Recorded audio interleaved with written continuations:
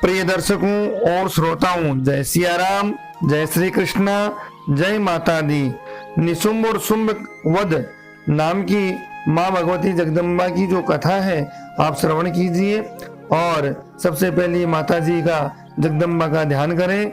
राजा ने कहा, भगवान आपने रक्त बीज के वध से संबंध रखने वाला देवी चरित्र का यह अद्भुत महात्म्य तो बता दिया, अब रक्त बीज मारे जाने पर अत्यंत क्रोध में भरे हुए शुंभ और निशुंभ ने जो कर्म किया उसे भी मैं सुनना चाहता हूँ।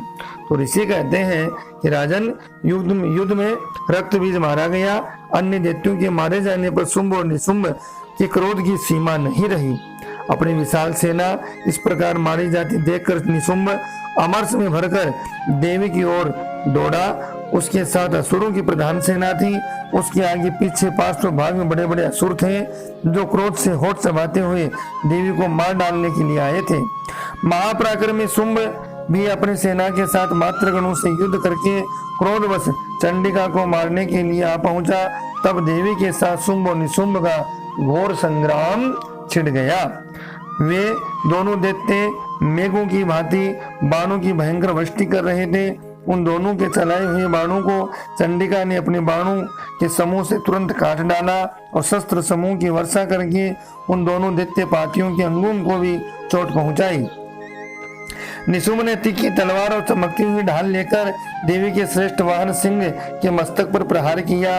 अपने वाहन को चोट पहुंचने पर देवी ने शूर प्रक नामक बाण से निशुंभ की श्रेष्ठ तलवार तुरंत ही काट डाली और उसको भी, ढाल को भी, जिसके 8 चांद जड़े थे, खंड खंड कर दिया। ढाल और तलवार के कट जाने पर उस असुर ने शक्ति चलाई, किंतु सामने आने पर देवी ने चक्र से उसके 2 टुकड़े कर दिए। अब तो निशुंभ क्रोध से जल उठा। उस दानव ने देवी को मारने के लिए शूल उठाया, किंतु देवी ने समीप आने पर उसे भी मुक्के से मारकर चूर्ण कर दिया। तब उसने गदा घुमाकर चंडी के ऊपर चलाई और परंतु वह भी देवी के त्रिशूल से कटकर भस्म हो गई। तदंतर दैत्यराज निशुंभ को फरसा हाथ में लेकर आते देख देवी ने बाण समूह से घायल कर धरती पर सुला दिया।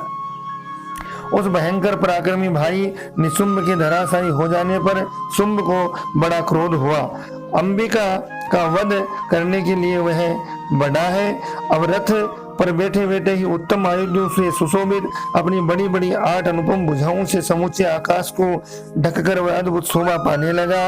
उसे आते देखकर देवी ने शंख बजाया, धनुष की प्रत्यंचा को भी अत्यंत दूसरा शब्द किया, साथ ही अपने घंटे के शब्द से तो समस्त दैत्य सैनिकों का तेज नष्ट करने वाला था संपूर्ण दिशाओं को व्याप्त कर दिया।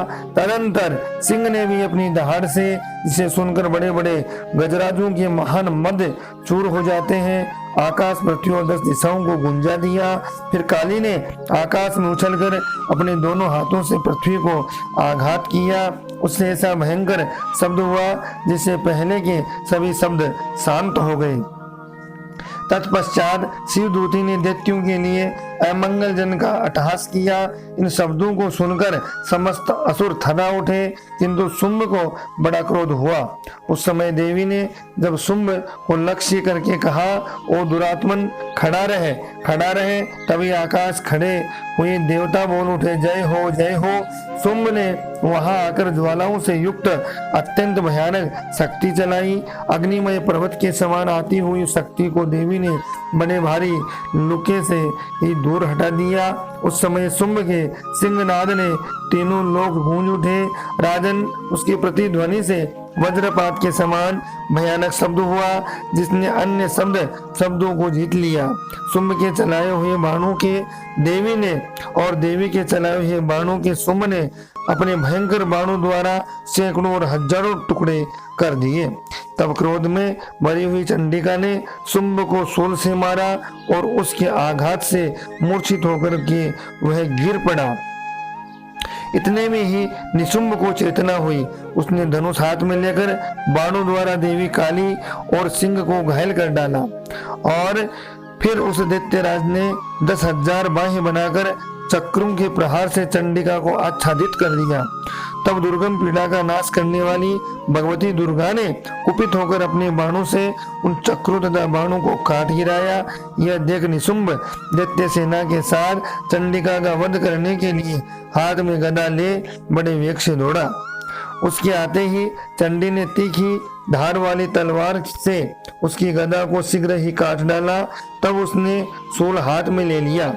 देवताओं को पीड़ा देने वाली निशुंभ को शूल हाथ में लिए आते देख चंडिका ने वेग से चलाए हुए अपने शूल से उसकी छाती छेद डाली। शूल से विदीर्ण हो जाने पर उसकी छाती से एक दूसरा महाबली महापराक्रमी पुरुष खड़ी रह कहता हुआ निकला। उस निकलते हुए पुरुष की बात सुनकर देवी ठठाकर हंस पड़ी और खड़ग से उन्होंने उसका मस्तक काट डाला है। बोलो माँ भगवती जगदम्बा की जय हो। फिर तो वह पृथ्वी पर गिर पड़ा। तदंतर सिंह अपनी दाढ़ों से असुरों की गर्दन कुचलकर खाने लगा। वह बड़ा भयंकर दृश्य था। उधर काली और शिवदूती भी अनान्य दैत्यों का भक्षण करने लगी। कुमारी की शक्ति से विदीर्ण होकर कितने ही महादैत्य नष्ट हो गए। ब्रह्माणी के मंत्र पुरुष जल से निस्तेज होकर कितने ही भाग खड़े हुए। कितने ही दैत्य माहेश्वरी के त्रिशूल से छिन्न भिन्न हो गए। वाराही की तुतुनों से आघात से कितनों को पृथ्वी पर कचूमर निकल गया। वैष्णवी ने भी अपने चक्र से दानवों के टुकड़े टुकड़े कर डाले। इंद्र के हाथों से छूटे हुए वज्र से भी कितने ही प्राणों के हाथ धो डाले। कुछ असुर नष्ट हो गए, कुछ उस महायुद्ध से भाग गए तथा कितने ही काली शिवदूती तथा सिंह के ग्रास बन गए हैं। मार्कंडेय पुराण में निशुंभ वध नाम का ये कथा महात्म्य आपने श्रवण किया। माँ भगवती पराम्बा की असीम कृपा होती है जब हम माँ भगवती के चरित्र कथा महात्म्य सुनते हैं। आप अगले वीडियो में शुंभ वध की कथा सुनेंगे। वीडियो चैनल को आप इसी प्रकार से लाइक शेयर सब्सक्राइब करें। बेल आइकन को जरूर प्रेस करें जिससे सबसे पहले आप तक ये कार्यक्रम पहुंच जाए। जय सिया राम, जय श्री कृष्णा, जय माता दी।